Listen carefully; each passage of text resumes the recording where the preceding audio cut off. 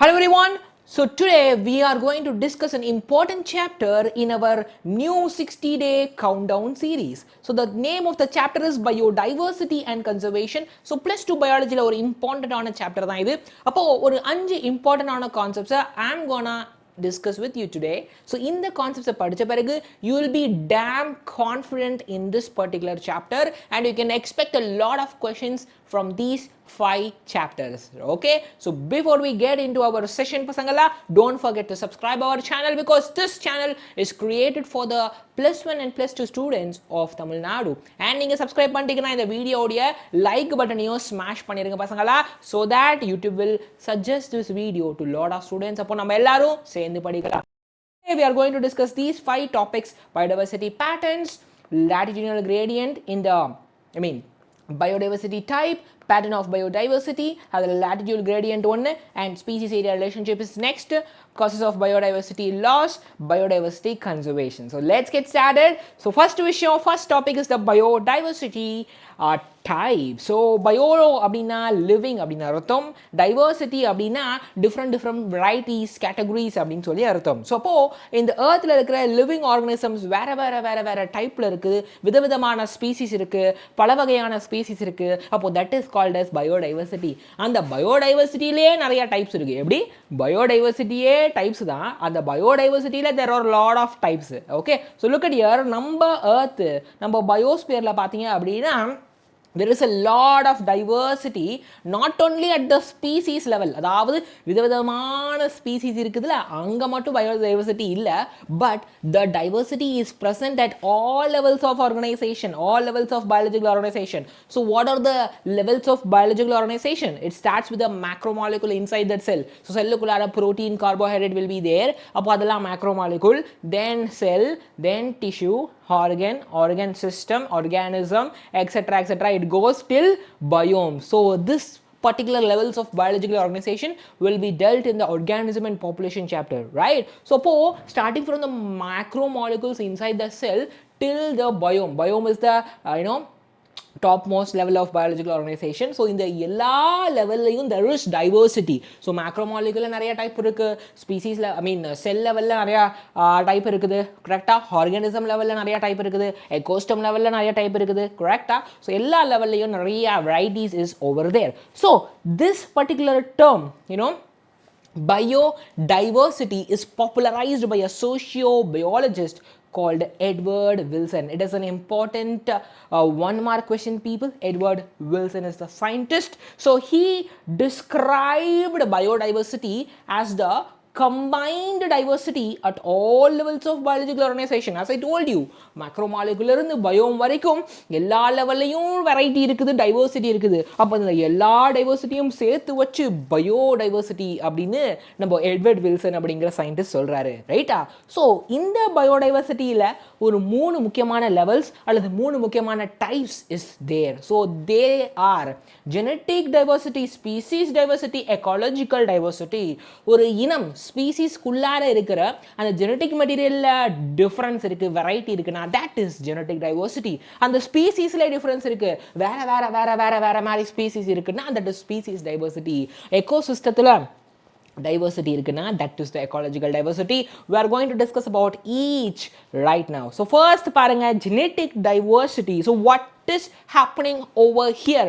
கவனிங்க, particular species இருக்கிறாங்க, let's say monkey. அந்த particular monkey species உடைய members அப்படின்னா அந்த individual monkey தான் we call members of that species. அப்போ அந்த மெம்பர்ஸ்க்கு இடையில டைவர்சிட்டி இருக்கும் அவங்களுடைய ஜெனட்டிக் மெட்டீரியல்ல, ஜீன்ல. ஸோ அதான் ஜெனட்டிக் லெவல் சொல்லுவாங்க. கவனிங்க, பட் இந்த diversity, genetic diversity is based on what? எதுக்கு? மங்கியிலே எதுக்காக மங்கி இனத்துக்குள்ளார டிஃப்ரெண்ட் ஜெனட்டிக் type இருக்கணும், different genes should be there. That variation is actually based on distributional range. Distributional range in the sense இந்த எந்த மாதிரியான ரீஜியன்ல எந்த மாதிரியான ஏரியால அது அப்படிங்கிறத பேஸ் பண்ணி டைவர்சிட்டி இருக்குது. I'll give you an example. Look at here. There is a particular plant called Rauwolfia vomitoria. It is actually a medicinal plant. So அந்த Rauwolfia vomitoria அப்படிங்கிற medicinal plant will show you genetic diversity, genetic variation இருக்கும் based on the distributional range in the Himalayan area, அதாவது ஹிமாலயாவில் different ranges இருக்கும் சரிங்களா. ஹிமாலயாங்கிறது ஒரு பெரிய ஒரு area ஆக்சுவலாக. ஸோ டிஃப்ரெண்ட் ஹைட்டில் டிஃப்ரெண்ட் ரீஜன்ஸ் ஆஃப் ஹிமாலயா வரும். ஸோ அப்போது இந்த ரால்ஃபியா வாமிட்டோரியா அப்படிங்கிற ஒரு இனம் ஸ்பீசிஸு பார்த்துக்கோங்க, ஒரு ஹைட்டு கம்மியாக இருக்கிற இடத்துல வேறு மாதிரியும், ஹைட்டு ஓரளவுக்கு மீடியமாக இருக்கிற இடத்துல வேறு மாதிரியும், ஹைட்டு ரொம்ப டாலாக ரொம்ப ஹைட்டான ஒரு ஹிமாலயன் அந்த ஏரியாவில் அந்த ரீஜனில் இருக்கிற ரால்ஃபியா வாமிட்டோரியா will be different. Okay, their genetic material is different. Let's discuss how they are different. So this is that particular plant Raulfia vomitoria. Let's discuss how it is different. Look at here.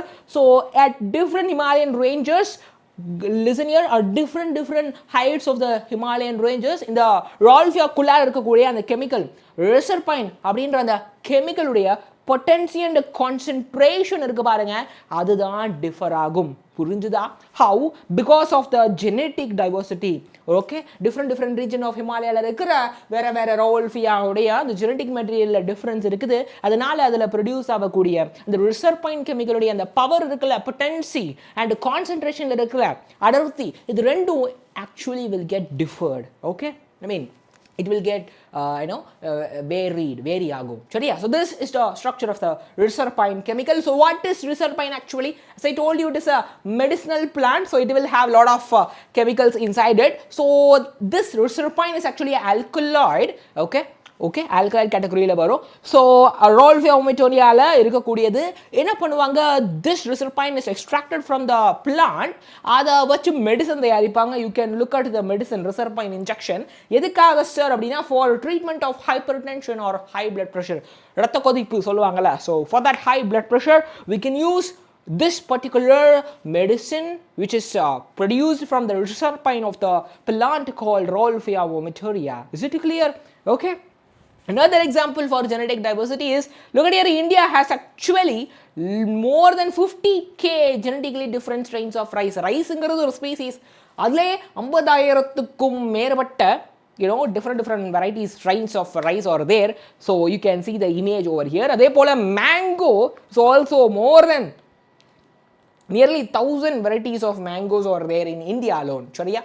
So இப்போ different region of இந்தியாவில் ரைஸோடைய different ஸ்ட்ரெயின்ஸை நீங்கள் பார்க்க முடியும். அதே போல் different region of இந்தியாவில் டிஃப்ரெண்ட் வெரைட்டி ஆஃப் மேங்கோவை நீங்கள் பார்க்க முடியும். ஸோ விதின் அ ஸ்பீசிஸ், ஒரு ஸ்பீசிஸ்குள்ளாரையே members are differing based on the distributional range and their genetic material gene is changing depending on the area where they are present. அவங்க இருக்கிற ஏரியாவுக்கு தகுந்த மாதிரி ஜீன் மாறுது, ஸோ அவங்களுடைய ஃபீச்சரும் மாறுது. Okay, second level of biodiversity is species diversity. So what is it? And the species level, இனத்துடைய லெவலில் diversity, அப்போது டிஃப்ரெண்ட் இனங்கள் வந்து வரப்போகுது. கவனிங்க, within an ecosystem, that is very important. ஒரு எக்கோசிஸ்டத்தில் இருக்கிற நம்பர் ஆஃப் ஸ்பீசிஸ்லாம் டிஃபர் ஆக போகுது. ஓகே, டைப்ஸ் ஆஃப் ஸ்பீசிஸும் டிஃபர் ஆக போகுது. ஒவ்வொரு ஸ்பீசிஸ்குள்ளார இருக்கிற மெம்பர்ஸோட நம்பரும் டிஃபர் ஆக போகுது. புலியில் 5 இருக்குன்னா சிங்கத்தில் 15 கூட இருக்க முடியும். பட் மோஸ்ட்லி சிங்கிளாக தான் இருக்கும். பட் சொல்கிறேன் சரியா. ஸோ எக்கோசிஸ்டத்துக்கும் எக்கோசிஸ்டம் அது மாறிக்கிட்டே இருக்கும். ஒரு சில எக்கோசிஸ்டத்தில் number of species is different. இன்னொரு எக்கோசிஸ்டத்தில் number of species is வேற, right? So number of species, type of species, number of member under each species will vary from ecosystem to ecosystem. For example, desert let's say tropical rainforest ecosystem இருக்குன்னு வச்சுக்கோங்க, right? இன்னொன்று வந்து deciduous forest ecosystem வச்சுக்கோங்க. tropical rainforestல மொத்தம் 5 ஸ்பீசிஸ்னா அங்கே மொத்தம் 8 இருக்கலாம். சரியா, ரைட்டா? அண்ட் ஐ கேன் சே அந்த ஒவ்வொரு ஸ்பீசிஸ்குள்ளே இருக்கிற மெம்பர்ஸ், ட்ராபிக்கலில் புலி 5 இருக்குன்னா டெசிடியஸில் புலி 8 இருக்கலாம். ஸோ எக்கோசிஸ்டம் டு எக்கோசிஸ்டம் அந்த ஸ்பீசிஸ் உடைய அந்த கவுண்ட்டு அந்த வெரைட்டி மாறிக்கிட்டே இருக்கும். And example is Western Ghats has more amphibian species than eastern Ghats. So பார்த்தீங்க அப்படின்னா வெஸ்டர்ன் காட்ஸில் amphibian species diversity is அதிகம். ஸோ this is the western Ghat. அந்த இடத்துல விதமான amphibian நீங்கள் பார்க்க முடியும். அண்ட் ஈஸ்டர்ன் காட்ஸில் அந்த வெரைட்டி கம்மியாக தான் இருக்கும். So this is the example of the species diversity. So third category is the ecological diversity. ரொம்ப சிம்பிள், ரைட்? ஸோ பார்த்தீங்க அப்படின்னா ecosystem அப்படிங்கிறதே வேற டிஃப்ரெண்ட் டைப்பில் இருக்கும், ரைட்? அதோடைய நம்பரும் டைப்பும் ஒரு பர்டிகுலர் ஏரியா ஒரு லேண்ட்ஸ்கேப்பில் மாறிக்கொண்டே இருக்கும், right? That is ecological diversity. I'll give you example. Look at here. இந்தியாவில் you have desert rainforest, okay? Desert rainforest, mangroves, right? Estuaries, coral reefs, wetland, alpine meadows, அதெல்லாம் இந்தியாவில் இருக்குது பார்த்தீங்க அப்படின்னா, can you look at here? These many different varieties of ecosystem is present in India. So the ecosystem or the ecological diversity of India is high, let's say compared to a country called Norway, Scandinavian country like Norway la different type of ecosystem நிறைய இருக்குது, but India la இவ்வளவு type of ecosystem இருக்குது. So India is ecologically more diverse ன்னு சொல்லுவாங்க. So these are the three levels of diversity. So in the concept is a high weightage, definitely question வரும் உங்க board exam ஒரு sample question போட்டுக்கிறேன். Name the 3 important components of biodiversity. இதுக்கான ஆன்சரை நீங்க கண்டுபிடிங்க. I am giving this as a homework. சரியா? Answer அடுத்த ஸ்லைடில் இருக்கும், ஆனால் நீங்கள் ஆன்சர் பண்ணுங்க. ஒரு ரெஃபரன்ஸ்க்கு கீ பர்பஸ்க்கு அடுத்த ஸ்லைடை பார்த்துக்கோங்க. சரியா? ஆனால் நான் திருப்பிட்டேன். Next second concept is patterns of biodiversity. So அதில் ஃபஸ்ட்டு கான்செப்ட் என்னது அப்படின்னா latitudinal gradient. What is it mean? பயோடைவர்சிட்டினா எல்லாமே டிஃப்ரெண்ட்டாக இருக்குது, ஆனால் ஏர்த்தில் அந்த டிஃப்ரெண்ட்டாக இருக்கிற டைவர்சிட்டிக்குமே பயோடைவர்சிட்டிக்குமே தெர் இஸ் அ பேட்டர்ன். புரிஞ்சுதா? வெவ்வேறு மாதிரி இருக்கும், ஆனால் என்ன மாதிரி வெவ்வேறு மாதிரி இருக்கும்? அந்த மாற்றத்தில் ஒரு பேட்டர்ன் இருக்குது, ரைட்டா? இந்த துப்பாக்கி மூவியில் விஜய் வந்து ஒரு பேட்டர்ன் கண்டுபிடிச்சி எங்கெங்கெல்லாம் குண்டு வைக்கிறாங்கன்னு கண்டுபிடிப்பார். அதே போல் டிஃபர் ஆகுது தான் பயோடைவர்சிட்டி. பூமியில் இருக்கிற எல்லா இடத்துலையும் சேம் கிடையாது, ஒவ்வொரு இடத்துலையும் வேற மாதிரி. ஆனால் எந்த மாதிரி அந்த மாதிரி அப்படின்ற மாதிரி எந்த மாதிரி it is differing means there is a particular criteria, there is a particular pattern for the variability of the biodiversity, right? Number of species differ ஆகிறது வந்துட்டு இந்தியாவில், ஐ மீன் எர்த்தில் வேற ரீஜனில் it is different. So on based on வாட்ங்கிறத பார்க்க போகிறோம். First is latitudinal gradient. ஸோ as you can see this is the earth. அதில் அப்படி ஹாரிசான்டலாக இருக்கிறது latitude. அப்போ latitude மாற பயோடைவர்சிட்டி மாறும். What is biodiversity? Different species இருக்கிறது தான் biodiversity, correct? So look at here, as I told you, plant and animal உடைய அந்த diversity இருக்குல்ல, difference அல்லது varieties அப்படிங்கிறது வேர்ல்டு ஃபுல்லாக யூனிஃபார்ம் கிடையாது, அது அன்ஈவனாக தான் இருக்கும். சரி, ஒரு இடத்துல அதிகமாக இருக்கும், ஓகே, ஒரு இடத்துல கம்மி நம்பர் ஆஃப் பிளான்ட் ஸ்பீசிஸ் இருக்கும், etcetera. So there is a pattern. The first pattern is the latitudinal gradient. As you can see here, this is the earth and center like equator will be there. Am I right or wrong? adukku mela tropic of cancer irukum. So in the region is called the tropical region. Idu ellarkume theriyum, we have learned this in class 10 geography. And adukku mela you will have, another line.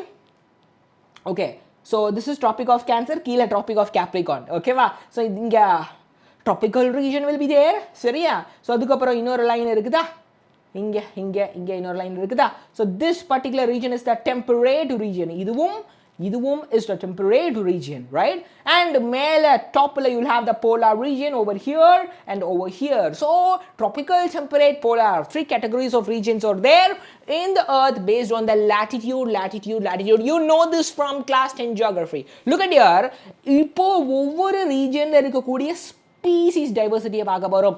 Different type of species எந்த அளவுக்கு இருக்குது, right? So பிரியாணியில் எத்தனை varieties இருக்குது, அது போல் ஸ்பீசிஸில் எத்தனை varieties, அந்த வெரைட்டிஸுங்கிறது எங்கே ஜாஸ்தின்னு பார்க்க போகிறோம். Where the varieties of species is more, where the varieties of species is less. we are going to discuss that. Generally ஈக்குவேட்டரில் இருந்து if you move towards the pole, கொஞ்சமாக மேலே போக the species variety will decrease. So this is a pattern you should note.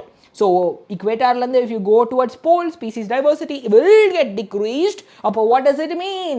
In the tropical region will have more varieties of species and this temperate will have less varieties of species than tropical, and polar will have even more less species varieties than the tropical and the temperate. Okay, so there is very few exceptions to this trend. Okay, இந்த trend தான் follow ஆகும். But ஒரு சில exceptions இருக்க வாய்ப்பு இருக்குது. அதை நீங்கள் ஹையர் கிளாஸில் படிப்பீங்க. ஸோ ஒரு சில எக்ஸப்ஷன்ஸ் தவிர இந்த ட்ராபிக்ஸில் தான் உங்களுக்கு there will be lot of species compared to the temperate and the polar. Temperate polar compare பண்ணும்போது tropic will have the varieties of species. So 23.5 degree north to south. Look at here. So இந்த இடம் கரெக்டா 23.5 degree north to south இதுக்குள்ளார தான் tropic region is there. Is it clear for everybody? Look at here. I'll give you exact numbers. Sir, how can you say tropic has varieties of species? You will ask me, right people? As are not children? Definitely நீங்க கேட்பீங்க. So I'm going to give you the numbers and I'm going to prove you how tropic has the largest and highest number of species. Look at here. Let's talk about a bird species. Okay. So if you talk about bird species, Colombia is near the equator region. It is tropical. Anga bird species is 1400 different varieties of bird species is there. So New York is 41 degree north. Okay, அப்போ கொஞ்சம் மேலே 41 degree northனா கொஞ்சம் இந்த side. இப்போ that has 105 species of birds, right? And Greenland is near to the polar region, 71 degree north.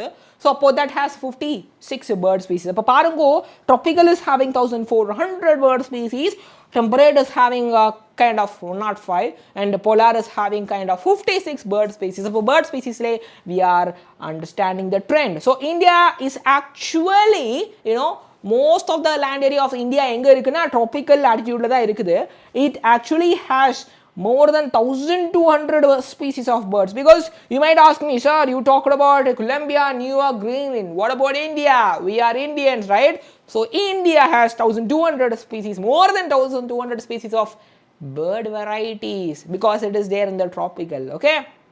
I mean tropical area, right? Let's talk about a vascular plant. Okay, so let's talk about normal, okay, a forest of the tropical region in a place called Ecuador, right? Ecuador is a place which is present in the tropical region. Tropical region of South America actually. So Ecuador there is another spelling ECUA கூட போட முடியும். So this tropical rainforest la பாத்தீங்க அப்படினா, you know, that it has actually 10 times of vascular plant உடைய, you know, varieties. Vascular plant உங்களுக்கு தெரியும், the plant which is having the vascular tissue, xylem and phloem. So the varieties பாத்தீங்க அப்படினா 10 times இருக்குதான். எதை compare பண்ணும்போது, when you compare to a forest in the temperate region இருக்கிற ஒரு forest விட tropical regionல இருக்கிற கூடிய இந்த particular Ecuador அப்படிங்கிற country tropical regionல இருக்குது.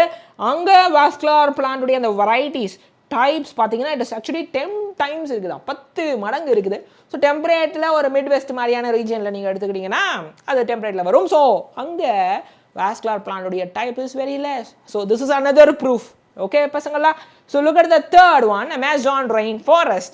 So it is a wonderful forest actually. It is in the tropical region. The majority of the portion is in the tropical region. South America la irukudhu. And earth le endha edathila and the varieties of species ulladhile jaasti nu ketingna, it is Amazon rainforest. It is having the highest biodiversity on earth. As you can see here, this is an interesting numbers. You should learn these numbers.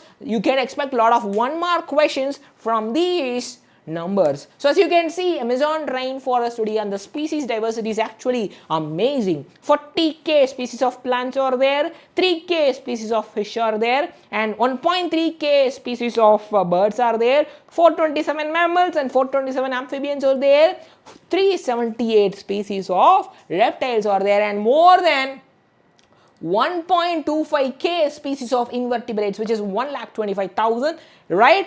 So look at here how amazing how amazing this is, right? You can see a lot of different species of I can say a lot of varieties of species in the Amazon rainforest. So scientists என்ன சொல்றாங்க, இந்த Amazon rainforest ல at least 2 million, அதாவது 20 lakhs of insect species இருக்க வாய்ப்பு இருக்குது. கவனிங்க, இருக்க வாய்ப்பு இருக்குது. Waiting to be discovered and named. இன்னும் டிஸ்கவர் பண்ணலையா, இன்னும் பேரும் வைக்கலையா. கிட்டத்தட்ட 2 million 20 lakhs species of insects are actually waiting to be discovered. இன்னும் கண்டுபிடிக்க வேண்டி இருக்குது. Look how amazing Amazon rainforest. So again, this is the proof, this is the numbers proof. for which I can say that Amazon rainforest la da highest biodiversity, right? So you will have a question, why Amazon rainforest மாதிரியான tropical regionல species diversity ஹையா இருக்குது? So there are a lot of reasons. So scientists நிறைய hypothesis கொடுத்திருக்காங்க, ecologist and evolutionary biologist. So அதுல reason number 1 is speciation is generally a function of time. அதாவது நீங்க எந்த அளவுக்கு நிறைய டைம் கொடுக்குறீங்களோ அந்த அளவுக்கு புது புது ஸ்பீசிஸ் ஃபார்மேஷன் ஆகும். ஸ்பீசியேஷன்னா ஃபார்மேஷன் ஆஃப் நியூ ஸ்பீசிஸ். அப்போ நிறைய டைம் கொடுத்தீங்க அப்படின்னா புது புது ஸ்பீசிஸ் ஃபார்ம் ஆயிருக்கும் இப்போ ட்ராபிக்கல் ரீஜனில். அதனால தான் there is a lot of species actually. So as you can see here, temperate region பார்த்தீங்க அப்படின்னா ஏன் சார் அவங்களுக்கு நிறைய டைம் கொடுக்கலையா அப்படின்னு கேட்டிங்கன்னா, yeah, they are actually subjected to lot of frequent ஆன பனிச்சரிவு மாதிரியான விஷயங்கள், கிளாசியேஷன்ஸ் மாதிரியான விஷயங்கள் ஃப்ரீக்வெண்ட்டாக நடக்கும், right? So tropical latitudes பார்த்தீங்க அப்படின்னா they are actually undisturbed relatively, more or less அவங்கள டிஸ்டர்ப் பண்ணுறது இல்லை, அந்த கிளேஷியேஷன்ஸ்லாம் நடக்கலை for millions of yearsக்கு எந்த ஒரு டிஸ்டர்பன்ஸும் இல்லை. ஸோ அதனால் they had a lot of time, evolution ஆகிறதுக்கு நிறைய டைம் கிடைச்சதுனால புது புது புது புது புது ஸ்பீசிஸாக ஃபார்ம் பண்ணி தள்ளிட்டாங்க. ஸ்பீசிஸ் டைவர்சிஃபிகேஷன் அங்கே பயங்கர ஹையாக இருக்கும். Okay, so reason number 2 why tropic region has high diversity, ஏன் அங்கே நிறைய டைப்ஸ் ஆஃப் ஸ்பீசிஸ் இருக்குது? பிகாஸ் அந்த ட்ராபிக்கல் என்விரான்மெண்ட்டே பார்த்தீங்க அப்படின்னா டெம்பரேட் மாதிரிலாம் கிடையாது. It is actually less seasonal. சும்மா டெம்பரேட் மாதிரி வேற வேற வேற டைப் நிறைய டைப் ஆஃப் சீசன் வந்துட்டே இருக்காது, ரைட்டா? It is less seasonal. Okay, types of சீசனே கம்மி தான். And it is more constant and predictable. அப்படியே வேற வேற ஸ்பீசிஸ், வேற வேற சீசன்ஸ் ட்ராபிக்கல் ரீஜனில் வந்தாலும் அதை ப்ரிடிக்ட் பண்ணலாம். ஓகே, இந்த டைமுக்கு இந்த சீசன் வரும், அது இந்த மாதிரி தான் என்விரான்மெண்ட் இருக்கும் அப்படின்னு ப்ரிடிக்ட் பண்ணலாம். Organism will get adapted to it, ரைட்டா? ஸோ அப்படி கான்ஸ்டன்ட்டாகவே மாறாமல் என்விரான்மெண்ட் இருக்கிறதுனால it is actually helping niche specialization. அதாவது ஒரு பர்டிகுலர் ஸ்பீசிஸு நல்லா புது புது வெரைட்டியை தரதுக்கு it is actually helping. So that is a niche specialization. Plus ஒரு பர்டிகுலர் ரீஜனில் இந்த ஸ்பீசிஸ் ஜாஸ்தி இருக்கும்னு சொல்லுவாங்க, சரியா? நீல்கிரீஸில் ஒரு பர்டிகுலர் ஃப்ளவர் ஜாஸ்தி இருக்கும், குறிஞ்சி பூலாம் சொல்லுவாங்கல்ல. ஸோ அது போல் ஒரு பர்டிகுலர் ஸ்பீசிஸ் ஒரு ஏரியாவில் ரொம்ப ஸ்பெஷலைஸ் ஆகிறதுக்கு it requires lot of time and environment should be constant for a long duration of time. So அப்படி ரொம்ப வருஷமா என்விரான்மெண்ட் டிஸ்டர்ப் ஆகாமல் இருந்த ஒரு இடம் தான் திஸ் ட்ராபிக்கல் ரீஜன். அதனால அங்கே புது புது ஸ்பீசிஸ் ஃபார்ம் ஆகிட்டே இருந்துச்சு, சரியா? And the solar energy is also high always because the tropical தான் உங்களுக்கு sunல இருந்து டைரக்டா ரேஸ் வந்துட்டு படும். It is a basic science concept in geography. So அதனால productivity ஹையா இருக்குது. அதாவது plant சூப்பரா they are doing the photosynthesis. Plant நல்லா photosynthesis பண்ணா the organisms which depend on plant இருக்குல்ல, herbivores மாதிரியானது, அது நல்லா வாழும். So if that lives properly, the organisms which depends on herbivore இருக்குல்ல, the carnivore, அது நல்லா வாழும். ஸோ எல்லா ஆர்கானிசம் நல்லா வாழும், புது புது ஸ்பீசிஸ் வந்துட்டே இருக்கும், right? And the reason number 3 why tropical region has high species diversity கேட்டிங்கன்னா அகெயின் அதே இதுதான். Third reason, actually third reason அடுத்து தான் சொல்லியிருக்கணும். ஓகே, தேர்ட் ரீசன் அடுத்து தான் சொல்லியிருக்கணும். அதுதான் தேர்ட் ரீசன் ஆக்சுவலாக. ஓகே, ஹையர் சோலார் எனர்ஜி தான் தேர்ட் ரீஜன். ட்ராபிக்கல் ரீஜனில் ஜாஸ்தி இருக்கிறதுனால ப்ரொடக்டிவிட்டி ஹை அண்ட் அதனால species diversity is high. So what are the 3 reasons? So first reason is it is remained undisturbed. So lot of time கிடச்சிச்சு. Speciation is generally a function of time. And second thing, it is a less seasonal, constant environment. Third thing, high solar energy, right? So they will ask questions. So second concept is over. The pattern of biodiversity, latitudinal gradient is over.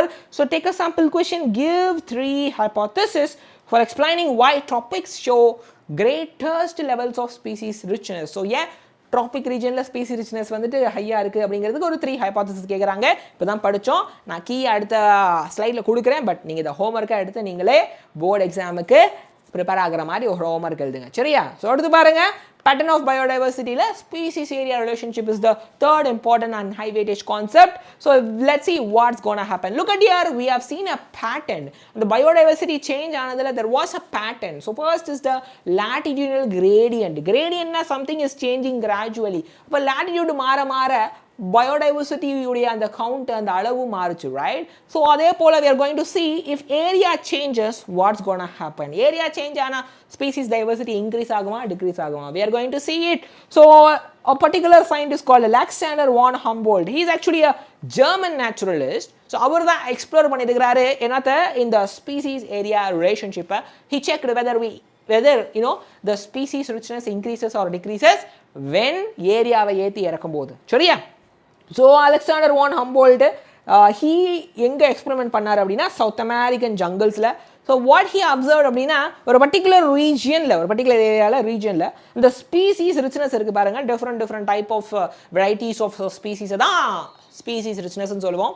அது பார்த்தீங்க அப்படின்னா அந்த explore பண்ண area increase ஆக ஆக it is also increasing. நீங்கள் நிறைய area explore பண்ண புது புது ஸ்பீசிஸ் அவர் கண்டுபிடிச்சிட்டே இருந்தார். So he said species richness will increase with the increase in the area or explored area, right? But எல்லாத்துக்கும் ஒரு லிமிட்டை தான், ஒரு அளவுக்கு தான் ப்ரோ, சும்மாலாம் நோண்டக்கூடாது அப்படின்ற மாதிரி ஒரு லிமிட் வரைக்கும் தான் அந்த ஸ்பீசிஸ் ரிச்னஸ் இன்க்ரீஸ் ஆச்சு, ரைட்? அதுக்கு மேலே என்ன தான் ஏரியாவை he kept on exploring, but that species richness didn't increase. ஆக்சுவலாக ஒரு லிமிட்டோட ஸ்டாப் ஆயிருச்சு. ஸோ அதுக்கான அந்த ரிலேஷன்ஷிப் இருக்குது பாருங்கள் ஏரியாவுக்கும் species ரிச்னஸுக்கும், right?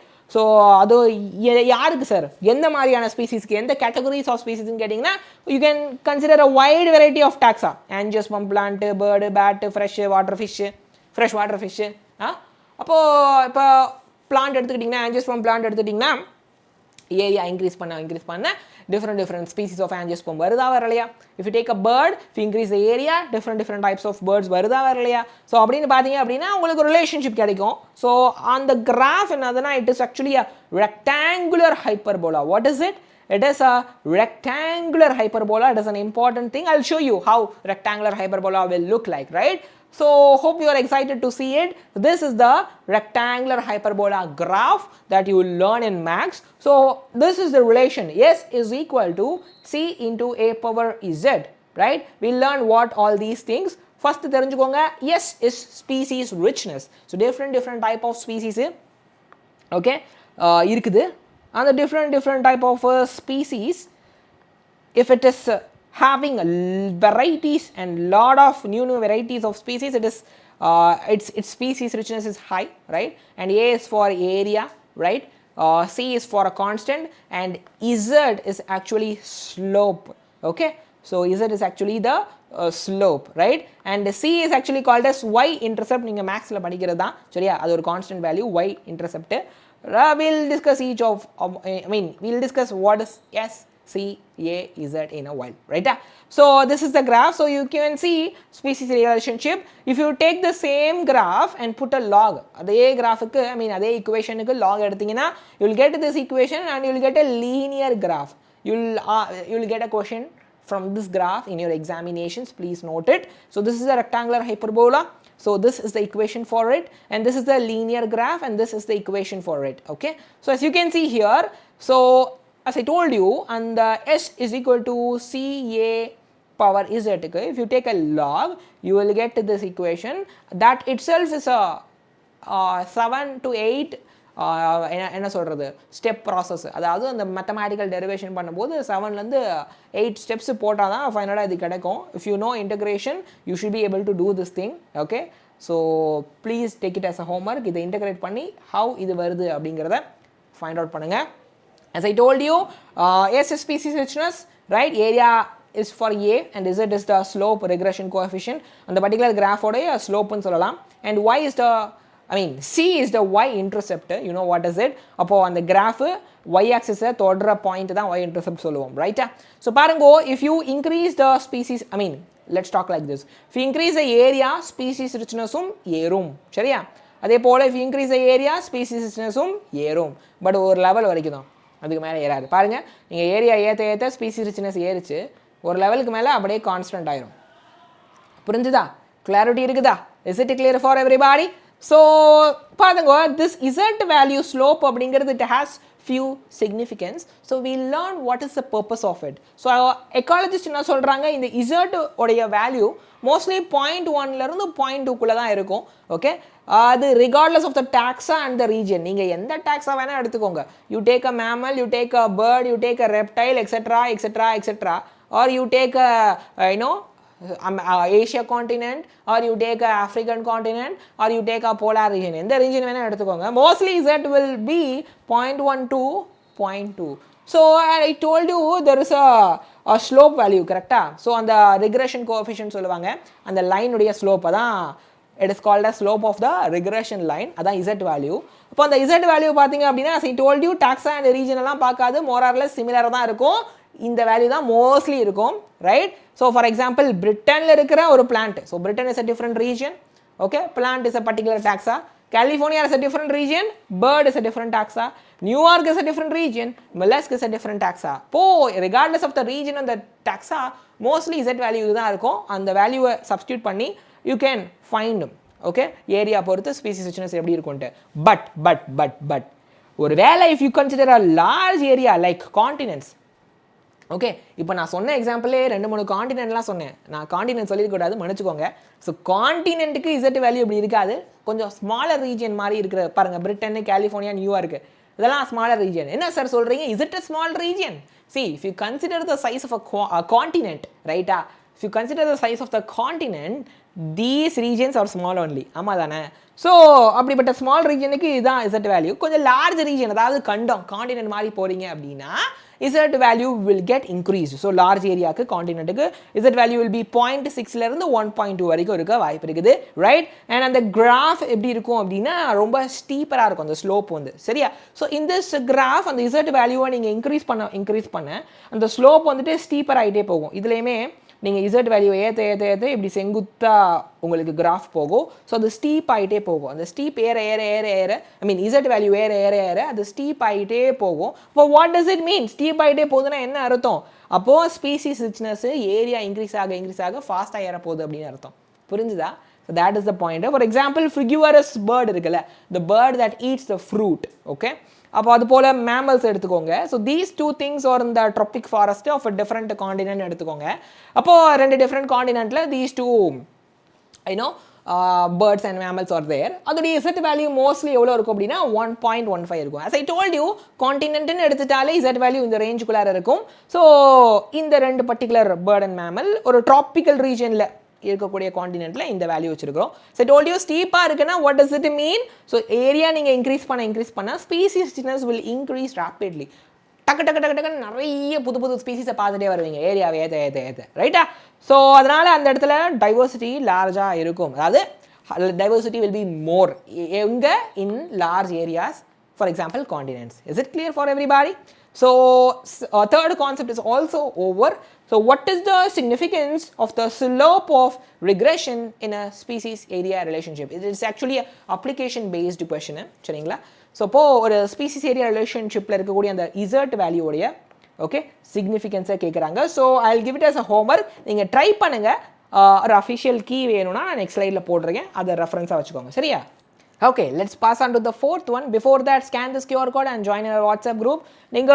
Current if you're going to write NEET, do join in our fast track batch. So use this coupon code MEGA15 and enroll in our batch to achieve your, I should say, to crack your NEET exam and achieve your goal. Okay, and if you're studying in +2, consider Talabadi batch for NEET preparation. It is a NEET online batch for +2 students. Use this coupon code MEGA30.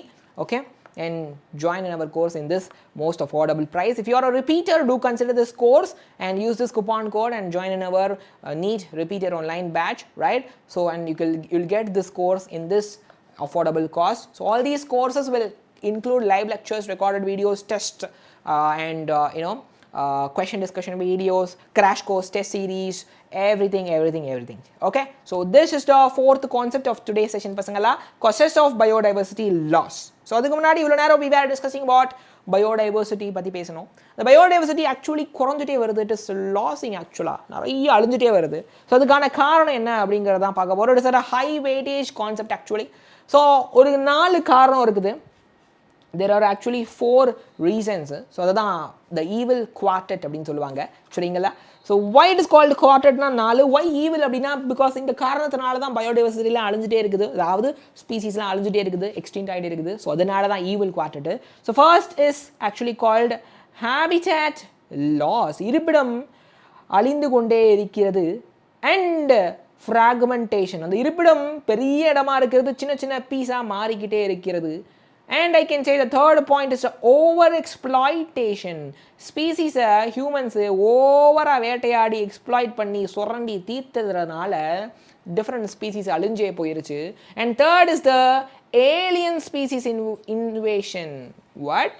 Alien species invasion. ஏலியன்னா வேற்றுலகத்துல இருந்து வர ஜீவராசியா? No no no no, it is a foreign species. அது வேற ஒரு இடத்துல இருந்து இந்த பர்டிகுலர் ரீஜனுக்கு வருது, இன்வேசிவா இருக்குது, உள்ள வந்துருச்சுன்னா அது பயங்கரமா இட் இஸ் ஸ்ப்ரெட்டிங். அது பயங்கரமா ஸ்ப்ரெட் ஆனோடனே it is actually affecting the growth of the smaller species. லோக்கலில் இருக்கிற ஒரு ஸ்மால் ஸ்பீஸோடைய growth வேற இடத்துல இருந்து வந்த ஸ்பீசிஸ் அது பயங்கரமாக ஸ்ப்ரெட் ஆகி ஃபுட்டெல்லாம் சாப்பிட்டு லோக்கல் ஸ்பீசிஸை it is not allowing to grow. It is a problem. And the fourth thing is the co extinction. So பார்த்தீங்கன்னா நேச்சரில் டூ டிஃப்ரெண்ட் ஸ்பீசிஸ் ஒன்றை நம்பி இருக்கும். ஒரு ஸ்பீசிஸ் அழிஞ்சிருச்சுன்னா automatically the another species will also die. So that is co extinction. சரியா? So will discuss in detailed manner about all these 4 causes of the biodiversity loss. Okay?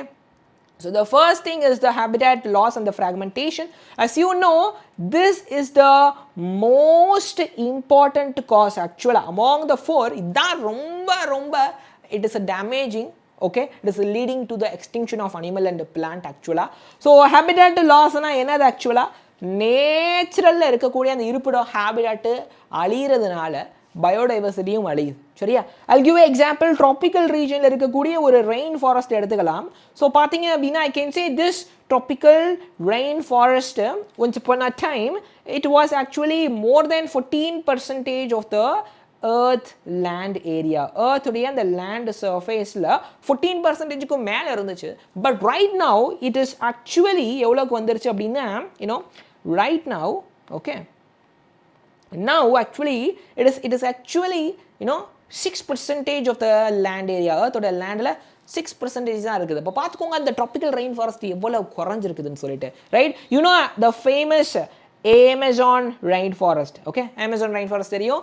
It is actually called lungs of the planet. நம்ம பிளானட்டுக்கு லங்ஸ்ன்னு சொல்லுவாங்க. So why is it so? Because அங்க தான் lot of plant is there. It is doing photosynthesis and it is producing oxygen. அதை வச்சு தான் நிறைய organisms உயிர் வாழுது ஆக்சுவலா. ஸோ அங்கே பார்த்தீங்க அப்படின்னா there will be millions of species அங்கே இருக்கும். ஓகேங்களா? எக்கச்சக்க வெரைட்டிஸ் ஆஃப் பிளான்ட் அனிமல் இருக்குது. பட் அந்த அமேசான் ரெயின் ஃபாரஸ்ட்டை வந்துட்டு they are cutting it, okay, and they are using that region for soya cultivation. soya beans cultivation பண்ணுறதுக்காக அங்கே இருக்க செடி மரத்தெல்லாம் வெட்டுறாங்க. ஓகே, அண்ட் அது மட்டும் இல்லாமல் அதை வந்து they are converting to grassland. Okay, காடாக இருந்ததை ஒரு கிராஸ்லேண்டாக மாற்றுறாங்க அவங்க ஹியூமன்ஸுடைய சுயநலத்துக்காக. ஸோ இப்படி பண்ணுறதுனால மில்லியன்ஸ் ஆஃப் ஸ்பீசிஸ் அழிஞ்சே போயிடுச்சு ஆக்சுவலாக. புரியுதா? Can you get what I am saying? Right? And ரெண்டாவது விஷயம், பொல்யூஷன்னால கூட லாட் ஆஃப் ஹேபிட்டட்ஸ் அழிஞ்சு போயிருச்சு.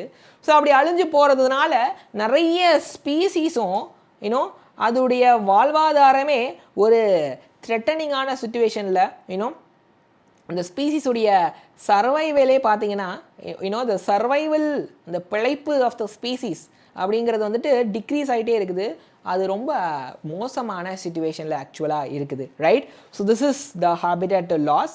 அப்போது ஹேபிட்டட் ஃப்ராக்மெண்டேஷன் பார்த்தீங்க அப்படின்னா ஒரு பெரிய லார்ஜ் இருப்பிடம் it is actually converted to a small breakups, small fragments of the இருப்பிடம். அதாவது லார்ஜ் ஹேபிட்டட் அப்படிங்கிறது குட்டி குட்டி குட்டி குட்டி பீசஸ் ஆஃப் லேண்டாக மாறுது, ஸ்மால் ஃப்ராக்மெண்ட்ஸ் ஆஃப் லேண்டாக மாறுது. Why? What is the reason? இதுக்கெல்லாம் யார் காரணம் அப்படின்னா ஹியூமன் தான், மனுஷன் தான் ஒரு பெரிய லேண்ட் ஏரியாவை அவனுடைய சுயநலத்துக்கு he's converting to small regions. புரியுதா? பெரிய காடு இருக்குன்னா எதுக்கு இவ்வளோ பெரிய காடு இருக்கணும்? Let us convert half of the காடு இன்டு அ ஃபேக்ட்ரி அப்படின்னு சுயநலத்துக்கு இப்படி பண்ணுறதுனால பெரிய ரீஜியனு குட்டி குட்டி ரீஜனாக ஸ்பிளிட் அப் ஆயிருச்சு. சரியா? ஸோ இதனால் என்ன சார் பிரச்சனை அப்படின்னா ஒரு சில மேமல்ஸ் அண்ட் பேர்ட்ஸ் இருக்குது பாருங்க. So they actually require large habitat, அதாவது லார்ஜ் ரீஜன், லார்ஜ் டெரிட்டரி தேவைப்படக்கூடியது. சரிங்களா? ஸோ அந்த மாதிரியான மேமல்ஸ் பேர்ட்ஸ் தான் they are affecting a lot. Right? And ரெண்டாவது பார்த்தீங்கன்னா ஒரு சில birds and ஒரு சில animals will have migratory habit. You know what is it? Okay, I can say migratory animals இருக்காங்க பாருங்க. அதாவது ஒரு சில சீசனில் அவங்க இருக்கிற ரீஜனில் வாழ முடியாதுன்றதுக்காக they will go to some other region, right? So அப்படி போகிறவங்க பார்த்தீங்க அப்படின்னா என்னடா போன வருஷம் இந்த இடத்துலேருந்து நம்ம இன்னொரு இடத்துக்கு போனோம், நல்லபடியாக வாழ்ந்தோம், இந்த வருஷம் நம்ம இடத்துலேருந்து இன்னொரு இடத்துக்கு போகலான்னு பார்க்குறேன், பட் அங்கே there is no land, அங்கே ஹேபிட்டேட்டே இல்லை, காடு இருந்த இடத்துல ஒரு ஃபேக்ட்ரி இருக்குது, அப்படின்ட்டு மைக்ரேட்டரி அனிமல்ஸுக்கு பேர்ட்ஸுக்கு ரொம்ப கஷ்டம் ஆக்சுவலாக. ஸோ அவங்க ஒரு இடத்துல இந்த இடத்துக்கு பார்க்குறாங்க, ஆனால் அங்கே போனால் அவங்க அந்த இருப்பிடமே இல்லை, habitat is not there. So these two guys will get affected a lot due to this habitat fragmentation. And the second point is overexploitation. As I told you, humans are the main reason for it, right? நிறையா இயற்கை வளங்களை bio ரிசோர்ஸஸை humans தான் exploit பண்ணுறாங்க, அதனால species அழிஞ்சே போகுது. It is getting extinct ஆக்சுவலாக, சரிங்களா? So humans இப்படி பண்ணுறதுனால கடந்த லாஸ்ட் 500 வருஷத்தில் 500 இயர்ஸில் எக்கச்சக்கமான ஸ்பீசிஸ் அழிஞ்சே போயிடுச்சு. You can see 2 of them, passenger pigeon and Steller sea cow அப்படிங்கிறது ஒரு காலத்தில் நிறைய இருந்துச்சு. பட் இப்போ ஹியூமன் அதை வேட்டையாடி வேட்டையாடி வேட்டையாடி அதை கம்ப்ளீட்டாக எக்ஸ்டிங்க்டாகவே ஆக்கிட்டாங்க. Okay, it is a very pathetic situation actually. அதே மாதிரி நம்ம வேர்ல்டு ஃபுல்லாக நிறையா கடலில் இருக்கிற ஃபிஷ்ஷஸ் இருக்குது பாருங்கள், மெரைனில் இருக்கக்கூடிய ஃபிஷ்ஷஸ். ஸோ அதையும் வேட்டையாடி வேட்டையாடி இன்னும் நிறைய கமர்ஷியலி இம்பார்ட்டன்ட் ஃபிஷ் கூட இப்போ கிடையாது ஆக்சுவலாக. கமர்ஷியலாக மார்க்கெட்டில் போய் விற்கிற அந்த மீன் கூட ஸ்பீசிஸ்லாம் அழிஞ்சு போச்சு ஆக்சுவலாக. So it is a second reason for the biodiversity loss. And the third thing is the alien species invasion. So what does it mean? வேற ஒரு ரீஜனில், அதான் ஃபாரின் ஸ்பீசிஸ் கூட சொல்லலாம், வேற ஒரு ரீஜனில் இருக்கிற ஒரு ஸ்பீசிஸ் இன்டென்ஷனலாவோ, அதாவது தெரிஞ்சோ தெரியாமலோ நம்ம இன்னொரு ரீஜனுக்கு இன்ட்ரடியூஸ் பண்ணும்போது என்ன ஆகும், ஒரு சிலது இன்வேசிவாக மாறிடும். இன்வேசிவ் அப்படின்னாலே ஸ்ப்ரெட் ராப்பிட்லின்னு அர்த்தம். ஸோ பயங்கரமாக அங்கே இருக்க ஃபுட்டெல்லாம் சாப்பிட்டு வளர்ந்து கவுண்ட் இன்க்ரீஸ் ஆகி ரீப்ரொடக்ஷன் பண்ணி பயங்கரமாக ஸ்ப்ரெட் ஆகிறதுனால, அங்கே இருக்க ஃபுட்டெல்லாம் சாப்பிட்றதுனால the species which is living over there, அங்கே லோக்கல் ஸ்பீசிஸ் இருக்கும் பாருங்க, we call it indigenous species. அந்த லோக்கல் ஸ்பீசிஸ் உடைய அந்த கவுண்ட் பார்த்தீங்க அப்படின்னா அழிஞ்சு போய் that local species is becoming extinct. புரியுதா? யார் இடத்துல இருந்து யார் சீன போடுறது அப்படின்ற மாதிரி அந்த இண்டிஜினஸ் ஸ்பீசிஸ் கேட்கணும்னு தான் ஆசை, பட் அதால் முடியல, அது அழிஞ்சு போயிடுது. there is an example, look at here, this is the image of the Nile perch அப்படின்னு சொல்லுவாங்க. ஸோ இதை பார்த்தீங்க அப்படின்னா என்ன பண்ணியிருக்கிறாங்க, லேக் விக்டோரியான்னு ஒரு லேக் இருக்குது. ஸோ எந்த ஊர்லன்னு கேட்டிங்கன்னா it is at East Africa. So East ஆஃப்ரிக்காவில் இருக்கக்கூடிய லேக் விக்டோரியாவில் இந்த நைல் பர்க்கு சொல்லலாம், அதை வந்து இன்ட்ரடியூஸ் பண்ணியிருக்கிறாங்க. ஸோ அதனால் என்ன ஆச்சு, அந்த பர்டிகுலர் லேக்கில் இருந்து இந்த சிக்லெட் ஃபிஷ்ன்னு சொல்லுவாங்க. So this is the cichlid fish.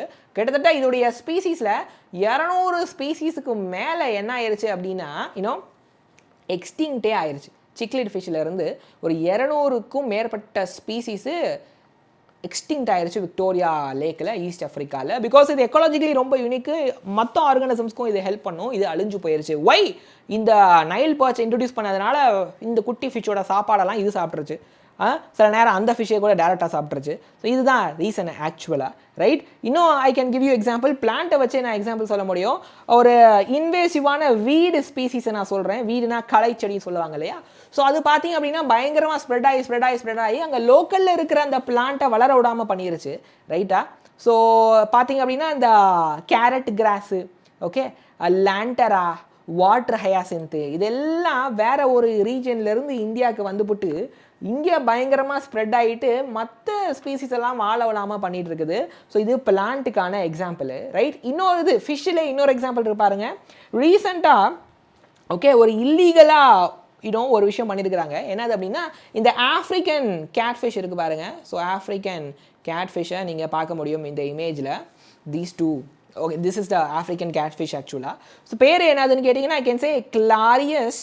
Okay, the name is called Clarias gariepinus. Okay, Clarias gariepinus அப்படிங்கிற ஆஃப்ரிக்கன் கேட்ஃபிஷ் இது, ரைட்? இது வந்து அக்வா கல்ச்சர் பர்பஸுக்காக ஆஃப்ரிக்காவில் வளர்த்துருக்குறாங்க ஆக்சுவலாக. ஐ மீன் இது ஆஃப்ரிக்காவில் இருக்கிறது. இது என்ன பண்ணிட்டாங்க, நம்ம இந்தியன் ரிவர்ஸுக்கு ஓகே கொண்டு வந்துட்டாங்க, சரியா? ரைட்? ஸோ இந்த ஆஃப்ரிக்கன் கேட்ஃபிஷ் அப்படிங்கிறதுனால நிறைய பிரச்சனை. Okay, not only in India, world வைடாக பல ரீஜனில் பிரச்சனை, இந்தியாவிலையும் பிரச்சனை, ரைட்? ஸோ கிளாரியஸ் கேரிபைனஸ் அப்படிங்கிற ஆஃப்ரிக்கன் ஃபிஷ் வந்து என்ன பண்ணிருச்சு அப்படின்னா அது அக்வா கல்ச்சர் பர்பஸ்க்கு வளர்க்கலாமே அப்படின்னு வளர்க்குறாங்க. பட் ஆனால் அது இந்தியன் கேட்ஃபிஷ்க்கு பெரிய பிரச்சனையை ஏற்படுத்தி விட்டுருச்சு, அதாவது இண்டிஜினஸ் கேட்ஃபிஷ்க்கு, சரிங்களா? ஸோ அதோட ஃபுட்டை இது சாப்பிட்றது, சில நேரம் இதே போய் சாப்பிட்டு இதோடைய ஸ்பீசிஸ் அழிக்கிறது, இந்த மாதிரி எக்கச்சக்க பிரச்சனை has been caused by this thing. So அடுத்த reason for the biodiversity laws தான் co-extinction. As I told you, எப்பயுமே ஒரு ஸ்பீசிஸும் இன்னொரு ஸ்பீசிஸும் will be mutually in relationship. அதாவது ஒரு சில ஸ்பீசிஸ் இப்போ பாலினேட்டர்லாம் பார்த்தீங்க அப்படின்னா அந்த பிளான்ட் அந்த ஃப்ளவரும் அந்த பர்டிகுலர் பாலினேட்டர் இருக்குல்ல, இட் கேன் பி இன்செக்ட் ஒரு பேர்ட் எக்ஸெட்ரா, இவங்க ரெண்டு பேரும் will be in mutual understanding. Okay, pollinator வந்து பாலினேஷன் பண்ணி கொடுக்கும், அந்த ஃப்ளார் வந்து ரிவார்ட்ஸ் கொடுக்கும், போலனாவோ இல்லை நெக்டாராவோ இல்லை முட்டை போடுறதுக்கு இடமாகோ it will give you, I mean it will give to the pollinator. But ஆனால் ஏதோ ஒரு ஸ்பீசிஸ் அழிஞ்சாலும் இன்னொன்று கன்ஃபார்மாக அழிஞ்சிரும், right? So that is the co extinction actually, right? So இப்போ பாருங்க என்ன ஆகும், ஒரு ஃபிஷ்ஷு ஒரு ஃபிஷ்ஷு வந்து அழியுதுன்னு வச்சுக்கோங்க, அந்த ஃபிஷ்ஷை சாப்பிடக்கூடிய பேரசைட் நிறையா இருக்கும்ல, என்ன ஒரு ஃபிஷ் இருக்குது, ஸோ அந்த ஃபிஷ் வந்துட்டு இட்ஸ் அ ஹோஸ்ட்டு, இந்த ஃபிஷ்ஷை சாப்பிடக்கூடிய ஒட்டுண்ணி பேரசைட் இருக்குது பாருங்கள், அதுவும் அழிஞ்சிரும். If a fish gets destroyed, all the parasite that depends on the fish will also get destroyed, right? அதே போல தான் பிளான்ட்டுக்கும் பாலினேட்டருக்கும் இருக்குது அந்த மியூச்சுவலிசம். பாலினேட்டர் அழிஞ்சிருச்சுன்னா plant will die, okay, will get extincted, and also plant ஒரு வேளை அழிஞ்சிருச்சுன்னா பாலினேட்டரும் இதாயிரும், vice versa, ரெண்டுமே it can happen. So this is the co-extinction concept. Hope இது clear நினைக்கிறேன். So what is the significance of the, I mean actually co-extinctionக்கு நம்ம question என்ன இருக்கணும் அப்படின்னா, நம்ம கொஷினை மாற்றிட்டோம். ஆக்சுவலி இதுக்கு கொஷின் வந்துட்டு சிம்பிள் தான், அந்த கொஷின் எனக்கு இன்னமும் ஞாபகம் இருக்குது. Okay, so name the 3 major causes of biodiversity loss. நான் பிஎல்னு ஷார்ட்டாக போடுறேன். You can take it as a homework. இந்த 4 காசையும் நீங்கள் எழுதலாம், இல்லைனா ஒரு 3 எழுதுனா போதுமானது. ஸோ ரெஃபரன்ஸ் கீ நான் நெக்ஸ்ட் ஸ்லைடில் கொடுக்குறேன், ரைட்டா? So let us go for the final 5th concept of today's session. So that is the conservation of biodiversity. I hope you are enjoying the session, people, right? So பாருங்க, biodiversity அழிஞ்சிட்டே இருக்குது. அதுக்கான காரணத்தை தான் என்னென்னு நம்ம டிஸ்கஸ் பண்ணிடணும்.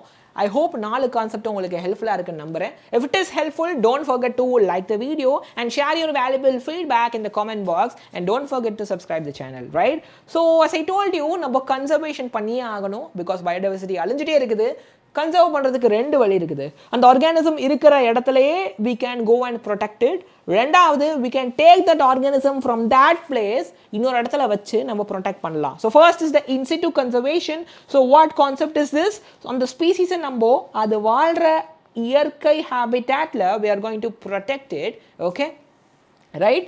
Because அது வாழ்கிற அந்த மொத்த எக்கோசிஸ்டத்தையே, அந்த பயோடைவர்சிட்டி ரிச்சான அந்த ரீஜனையே we are going to protect, because அங்கே நிறைய ஸ்பீசிஸ் இருக்குது, right? So this is the most ப்ராக்டிக்கலான அப்ரோச். ஆக்சுவலாக இங்கே என்ன பண்ணுவாங்க, அந்த என்டையர் ஹேபிட்டே பாதுகாப்பாங்க, ரைட்? அண்ட் அங்கே நடக்கக்கூடிய எக்காலஜிக்கல் ப்ராசஸ் நிறைய நடக்கும், ரைட்? இப்போ பிளான்ட்டு பாலினேட்டர் இன்ட்ராக்ஷனே ஒரு எக்காலஜிக்கல் ப்ராசஸ் தான். இந்த மாதிரி நிறையா நடக்கும்.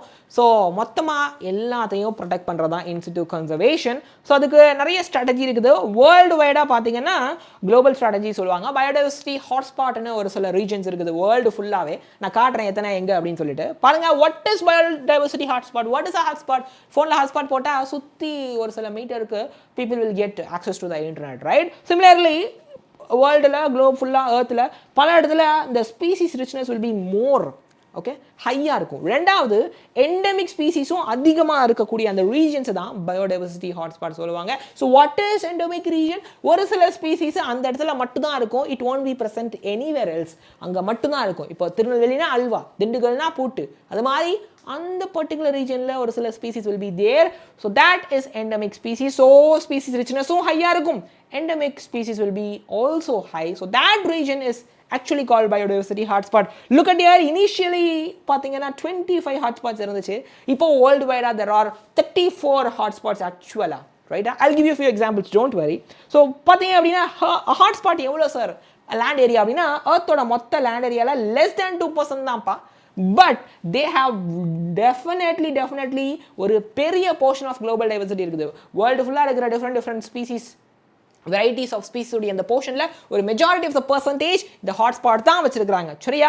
So what should we do? நம்ம ஹாட்ஸ்பாட்டை பத்திரமா ப்ரொடெக்ஷன் பண்ணாலே 30% ஆஃப் த எக்ஸ்டிங்ஷனை we can reduce and prevent. ஆக்சுவலாக அழிவில் எக்ஸ்டிங்ஷன் ஆகிறதுல 30% தடுக்கிறதுக்கு you just protect the hotspot. That is more than enough, because it is having the varieties of large number of species அங்கே இருக்குது சரியா.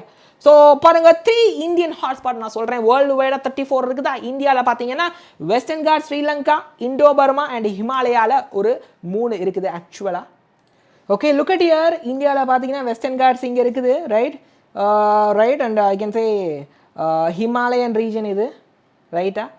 ஹிமாலயன் ரீஜன் அண்ட் இந்த Indo Burma region இருக்குல்ல, இந்தோனேஷியாவும் அந்த பர்மாவும் ஐ மீன் சாரி இந்தோனேஷியா பேர் India and Myanmar. India and Myanmar தான் பர்மான்னு சொல்லுவாங்க. ஸோ இந்தியா அண்ட் பர்மா அந்த கனெக்ஷன் ஆகிற ரீஜனில் பார்த்தீங்க அப்படின்னா ஸோ இந்த இடம் கைண்ட் ஆஃப் அங்கே பார்த்தீங்க அப்படின்னா இந்தியன் ஹாட்ஸ்பாட்ஸு இருக்குது ஆக்சுவலாக. ஸோ இது global strategy hotspot right. National strategy என்னது அப்படின்னா பாருங்கோ there are lot of biosphere reserves ஒரு 14 இருக்குது. நேஷனல் பார்க் இந்தியாவில் மட்டுமே 90 இருக்குது. வைல்ட் லைஃப் சான்ச்சுரி 448 இருக்குது ஆக்சுவலாக ரைட். ஸோ யூனோ இதுக்கெல்லாம் உங்களுக்கு எக்ஸாம்பிள்ஸ் தெரியும், இதெல்லாம் சின்ன வயசுலேருந்தே கேள்விப்பட்டிருப்பீங்க. அது இல்லாமல் ட்ரெடிஷ்னல் ஸ்ட்ராட்டஜி ஒன்று இருக்குது பாருங்கள். பழங்காலத்து மக்களே தே ஹாவ் கன்சர்வ்டு நேச்சர், அதான் சாக்ரட் குரூவ்ஸ்னு சொல்லுவாங்க.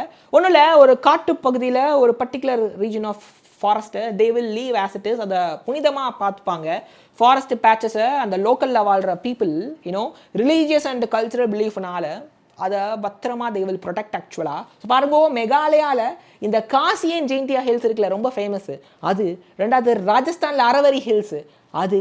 அண்ட் கர்நாடகா அண்ட் மகாராஷ்டிராவுடைய அந்த Western Ghats region that is you know right. And அதுக்கப்புறம் பார்த்தீங்கன்னா சர்குஜா சந்தா பாஸ்தர் மத்திய பிரதேசில் இருக்குது பாருங்க. ஸோ இந்த இடம் ரைட் காசியன் ஜெயின்டியா ரைட். அதுக்கப்புறம் Aravalli hills Rajasthan, Western Ghats region of Karnataka Maharashtra, Surguja Chanda Bastar Madhya Pradesh ரொம்ப ஃபேமஸ். ஸோ இதெல்லாம் இங்கெல்லாம் you can find the I can say sacred groups இருக்குது. அங்கே லோக்கல் கம்யூனிட்டி அதை புனிதமாக they are considering and protecting it. ஆக்சுவலாக அங்கே தான் பார்த்தீங்கன்னா பல அரிய வகையான அழிவதற்கான அபாயம் ஜாஸ்தி இருக்கக்கூடிய பிளான்ட் ஸ்பீசிஸ்க்கான ஒரு கடைசி refugees that place only they will go there. That place is the last place that they can go. அதை விட்டா there is no other place for them. வேற அவங்க போய் பொழைக்க வேற வழியே இல்லை. பிகாஸ் இந்த இடம் தான் மனுஷன் தொந்தரவு இல்லாமல் இருக்கும் right. And ex situ conservation is totally the opposite, and the organism ரொம்ப dangerous situation ல இருக்குது. So that we cannot leave it as it is. We have to take that organism from the place and we have to place it in somewhere else, and அங்க வச்சு நம்ம பாதுகாக்கணும். So பாருங்க outside of natural habitatல பாதுகாக்கிறது controlled conditionல special care கொடுத்து. So I'll give you a few examples. The zoo, botanical garden, wildlife safari park இதெல்லாம் famous இல்லை right. So these things they will protect the அழியக்கூடிய அபாயத்தில் இருக்கிற ஸ்பீசிஸு அவங்கள reproduction பண்ணவும் வைப்பாங்க சரியா. ஸோ ஒரு சில ஸ்பீசிஸ் பார்த்தீங்க அப்படின்னா காட்டில் அழிஞ்சு போன எக்ஸ்டிங்க்டான ஸ்பீசிஸு இந்த மாதிரி ஃபெசிலிட்டிஸில் மட்டும்தான் இருக்குது ஆக்சுவலாக right. It's very very pathetic ஆக்சுவலாக. இன்னும் ஒரு சில மெத்தட்ஸ் ஆர் தேர். இந்த கிரையோ ப்ரிசர்வேஷன் சொல்லுவாங்க. ஓகே ரொம்ப கோல்டில் -176 டிகிரியில் லிக்விட் நைட்ரஜனில் வி கேன் ப்ரிசர்வ் கெமீட்ஸ். ஒரு சில ஸ்பெர்ம் எக் சில நேரம் எம்ப்ரியோவெல்லாம் ஒரு அரிய வகையான ஸ்பீசிஸ் இருக்குன்னா அதோடைய sperm egg and embryo can be collected and can be preserved in this cryo preservation technique in the lab right. That too in its working கண்டிஷனில் அதுவும் ஒரு நாள் 2 நாள் இல்லை பல பீரியட்ஸுக்கு அப்படி ப்ரிசர்வ் பண்ணிவிட்டு அந்த கெமிட்ஸ் எல்லாம் எடுத்துகிட்டு வந்து லேபில் இன்விட்ரோ ஃபர்டிலைசேஷன் பண்ண முடியும் IVF. We can fuse these gametes and we can form the zygote embryo right. அப்போ அதை க்ரோ பண்ணி வச்சு அந்த ஆர்கானிசமை உருவாக்க முடியும் சரியா. ஸோ அதே போல் tissue culture is there for the you know ரொம்ப ரேரான ஒரு பிளான்ட் ஸ்பீசிஸ் இருக்குன்னா we can take a particular species we can take the particular plant part, அந்த பிளான்ட்டுடைய ஒரு பர்டிகுலர் குட்டி டிஷ்யூவை பார்ட்டை மட்டும் எடுத்துகிட்டு வந்து we can grow it actually right. அந்த குட்டி டிஷ்யூவில் வச்சு நம்ம ஒரு பெரிய பிளான்ட்டை உருவாக்கிடலாம். ரொம்ப ரேரான பிளான்ட் அழிய போகுது அப்படின்னா சரியா. அண்ட் அடுத்து சீட் பேங்க்ஸ் இருக்குது.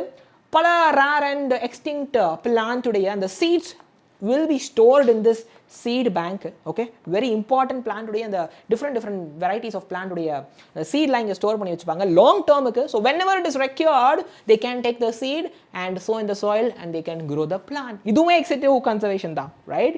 So this is about in situ and ex situ conservation.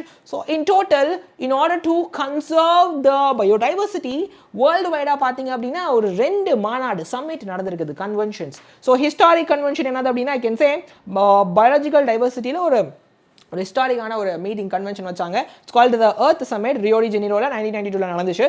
Okay எல்லா நேஷனையும் கூப்பிட்டு தே டுக் அ ப்ராப்பர் மெஷர்ஸ், ப்ராப்பராக நம்ம பயோடைவர்சிட்டியை பாதுகாக்கணும், ரைட்? அண்ட் அந்த பயோடைவர்சிட்டியை நீங்கள் யூஸ் பண்ணிக்கோங்க, ஆனால் அது அதோடைய பெனிஃபிட்டை சஸ்டைனபிளாக யூஸ் பண்ணுங்கன்னு சொன்னாங்க. அதாவது ஃபாரஸ்ட்லேருந்து நமக்கு பயோ டைவர்சிட்டியிலேருந்து, வைல்ட் லைஃப்லேருந்து, பிளான்ட் அனிமல்லேருந்து எக்கச்சக்க பெனிஃபிட்ஸ் வி ஆர் கெட்டிங். அதை ப்ராப்பராக யூஸ் பண்ணுங்கள், சஸ்டைனபிளாக யூஸ் பண்ணுங்கள், ஒரடியாக அழிச்சிடாதீங்க அப்படின்னு சொன்னாங்க.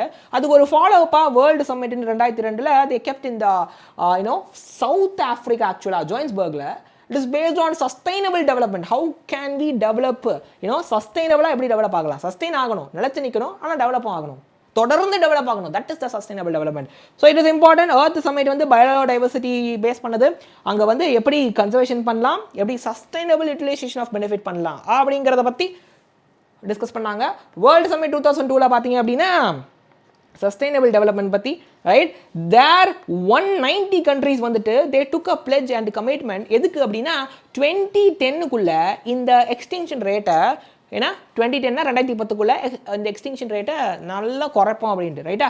சிக்னிஃபிகண்ட்டாக கரண்ட் பயோடைவர்சிட்டி லாஸ் இருக்குது பாருங்கள், அந்த எக்ஸ்டிங்ஷன் ரேட்டு அதை நல்லா சூப்பராக வேர்ல்டு வைடாக இல்லை ரீஜன் வைடாக இல்லை லோக்கல் லெவல்லையும் வி வில் ரெடியூஸ்னு எல்லா கண்ட்ரி தீர்மானம் எடுத்துட்டாங்க, ரைட்டா? குளோபல் வைடும் சரி, ஓகே, ரீஜன் வைஸும் சரி, லோக்கல் வைஸும் சரி, we will reduce the extinction percentage and the biodiversity loss உடைய percentage அப்படின்னு they took a pledge, right? So 5 கான்செப்ட்ஸை முடிச்சிட்டோம், ரைட்? இது பற்றின ஒரு சாம்பிள் கொஸ்டின் பாருங்க. differentiate between in situ and ex situ approaches of conservation of biodiversity, சரியா? So அப்போது இதுக்கான அந்த ஆன்சர் கீயை நெக்ஸ்ட் ஸ்லைடில் கொடுத்துருக்கேன். So use it. I will upload this PDF in our WhatsApp group, don't worry. Right? Biodiversity something we don't have. Biodiversity சொல்கிறோம் different type of species இருக்குன்ட்டு, but ஆனால் இருக்குதா? இயற்கையில் அழிஞ்சிட்டு இருக்குது, எப்படியாவது நம்ம தான் காப்பாற்றணும். It is in our hands to protect it, சரியா? So don't forget to attend the questions that is in the Google form. ஒரு 10 to 15 questions டெஸ்ட் கொடுத்துருக்கேன், டிஸ்கிரிப்ஷன் பாக்ஸில் கூகுள் ஃபார்மில் இருக்குது. இன்றைக்கி டே 57, ரைட்டா? 57 52 51 முடிஞ்சிட்டு அந்த 50th டே இருக்குது பாருங்கள், அன்றைக்கி ஒரு ஸ்ட்ராட்டஜி வீடியோ எங்கள் சைட்லேருந்து வரும், ஒரு போனஸ் வீடியோ. அப்போது யார் நிறைய டாப் மார்க் வாங்கியிருக்கீங்க, ஏன்னா 10 நாள் ஓடும், டெய்லியும் வீடியோஸ் போடுறோம், 10 நாளும் 10 டெஸ்ட் வைக்கிறோம், எல்லாத்துலேயும் குமுலேட்டிவாக யார் நல்ல டாப் மார்க் வாங்கியிருக்கீங்கன்னு பார்த்து அவங்களுடைய பேரை அந்த டே 50th அன்னைக்கு சொல்லிவிட்டு நீங்கள் நம்ம ஃபேக்கல்ட்டிஸோட 1-to-1 ஒரு ஸ்ட்ராட்டஜி செஷனுக்கு நீங்கள் உட்காருவீங்க. You will get the opportunity to interact with our faculties 1-to-1, okay, in a Google meeting. அந்த மாதிரி don't waste this opportunity, please utilise it. டிஸ்கிரிப்ஷனில் ஃபார்ம் இருக்குது, ஒரு வாட்டி சாப்டர் ரிவைஸ் பண்ணிவிட்டு இந்த டெஸ்ட் அட்டென்ட் பண்ணுங்கள், சரியா? So scan this QR code and join in our WhatsApp group. Chapter ஃபுல்லாகவே படிச்சுட்டு டெஸ்ட் பாருங்கள், சரியா? நான் உங்களுக்கு ஹைவேட்டிஸ் டாபிக்ஸ் கொடுத்துருக்கேன், நீங்கள் ஒரு வாட்டி சாப்டரை ஜஸ்ட் ஒரு கோ த்ரூ ஃபுல்லாக ரிவைஸ் பண்ணிவிட்டு test attend பண்ணுங்க. Scan this QR code and join our WhatsApp group. So if you are a NEET aspirant, don't forget to join in our fast track batch, right? Use this coupon code and enroll in this affordable price. +2 student இருக்கீங்கன்னா you can join the Syllabary batch for the NEET online preparation and use this coupon code and join our batch in this affordable cost. If you are a repeater preparing for NEET, join our veterinary batch, use this coupon code, get this course at this affordable cost of 13,649 including GST. So all these courses you will get live class, recorded videos, question discussion sessions, okay, test, regular test, okay, mentorship, and also you will get crash course test series, etc. So use this opportunity. The video helpful number. Do like the video, subscribe the channel, share this with your friends. I will see you in the next video. Until then, keep learning, keep growing. See you.